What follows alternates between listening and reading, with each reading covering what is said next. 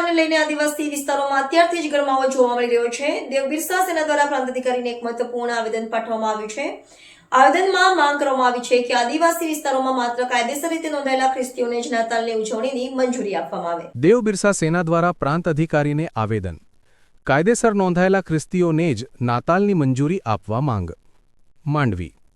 દેવ બિરસા સેના દ્વારા પ્રાંત અધિકારીને લેખિત આવેદન પાઠવી આદિવાસી વિસ્તારોમાં યોજાતા નાતાલના કાર્યક્રમોને લઈને કડક કાર્યવાહી કરવાની માંગ કરવામાં આવી છે। આવેદનમાં જણાવાયું છે કે સરકારી ચોપડે કાયદેસર રીતે ખ્રિસ્તી તરીકે નોંધાયેલા લોકોને જ નાતાલ કાર્યક્રમની મંજૂરી આપવામાં આવે અને અન્ય કોઈને પરવાનગી ન આપવામાં આવે। દેવ બિરસા સેનાએ રજૂઆતમાં જણાવ્યું છે કે આદિવાસી સમાજ પોતાના પૂર્વજોથી ચાલી આવતી પરંપરા, સંસ્કૃતિ અને રૂઢિરિવાજો મુજબ જીવન જીવે છે, જેને ભારતીય સંવિધાન દ્વારા સંરક્ષણ મળેલું છે। તેમ છતાં છેલ્લા કેટલાક વર્ષોથી આદિવાસી વિસ્તારોમાં ખ્રિસ્તી ધર્મના નામે મોટી સભાઓ, પ્રાર્થનાઓ, શાંતિ મહોત્સવ તથા યુવાનો મહિલાઓ માટેના સેમિનારો યોજાઈ રહ્યા છે, જેના માધ્યમથી ભોળા આદિવાસીઓને લોભ લાલચ આપી ધર્માંતરણ કરવાનો પ્રયાસ થતો હોવાનો આક્ષેપ કરવામાં આવ્યો છે। આવેદનમાં ખાસ ઉલ્લેખ કરાયો છે કે ડિસેમ્બર મહિનામાં નાતાલના કાર્યક્રમોની આડમાં આદિવાસીઓને તેમની મૂળ સંસ્કૃતિથી વિમુખ કરવાનું ષડયંત્ર ચાલી રહ્યું છે।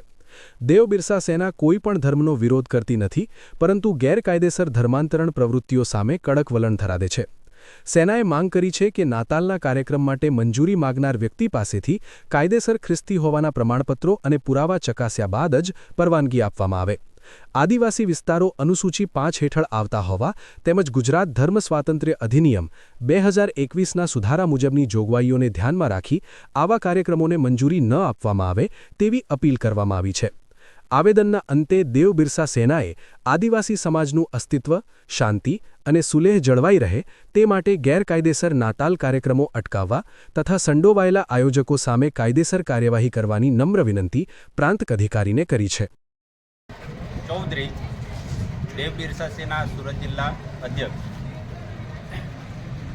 આજે અમે પ્રાંત સાહેબને એક આવેદનપત્ર આપવા માટે આવેલા હતા। હવે એ આવેદનપત્રમાં એવું છે કે અમારો આ જે ગ્રામ્ય વિસ્તાર છે એમાં બધા લોકો આદિવાસીઓ છે, સર્વત્ર આદિવાસી છે, અનુસૂચિ 5 લાગે છે। એ આદિવાસી વિસ્તારમાં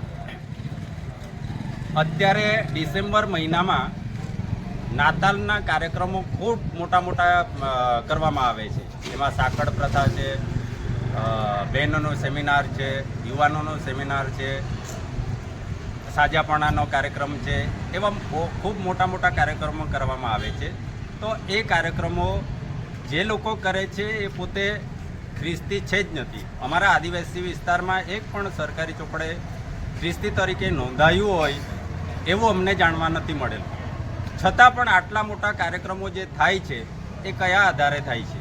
અમારો આદિવાસી સમાજ આદિવાસી સંસ્કૃતિ પરંપરાને પાળનારો, આદિવાસી સંસ્કૃતિ પરંપરાને માનનારો સમાજ છે। અમે ડુંગર દેવ, નદી દેવ, સીમાડા દેવ બધા દેવોને પૂજતા આવ્યા છે। પ્રકૃતિ સાથે જોડાયેલા દરેક દેવોને અમે પૂજતા આવ્યા છીએ। અમે નદીને પણ માતા માનીએ છીએ, અન્નને પણ દેવ માનીએ છીએ। એવો અમારો સમાજ છે। એ અમારા સમાજમાં કેટલાક વર્ષોથી ખ્રિસ્તી લોકો દ્વારા જે વટલાયેલા ખ્રિસ્તીઓ છે એમના દ્વારા ધર્મ પરિવર્તન કરાવવા માટે ખૂબ મોટું ષડયંત્ર ચાલી રહેલું છે। તો આ ષડયંત્ર થકી અમારી આદિવાસી સંસ્કૃતિ નષ્ટ થાય એવી અમને લાગે છે। અમારો આદિવાસી સમાજ આદિવાસી સંસ્કૃતિ પરંપરાથી નષ્ટ ન થઈ જાય, જે પૂર્વજોથી ચાલી આવેલી સંસ્કૃતિ પરંપરા છે એને માનતો રહે, પ્રકૃતિને પૂજતો રહે, એના માટે આજે અમે પ્રાંત સાહેબને જ્ઞાપન છોપ્યું છે। એમાં અમે એવી માંગ કરી છે કે ખરેખર નાતાલની જે પરવાનગી લેવા માટે આવે એ પોતે ખ્રિસ્તી હોય એમને જ નાતાલની પરવાનગી આપવામાં આવે એવી અમારી માંગ સાથે અમે આવેદનપત્ર આપ્યું છે પ્રાંત સાહેબને।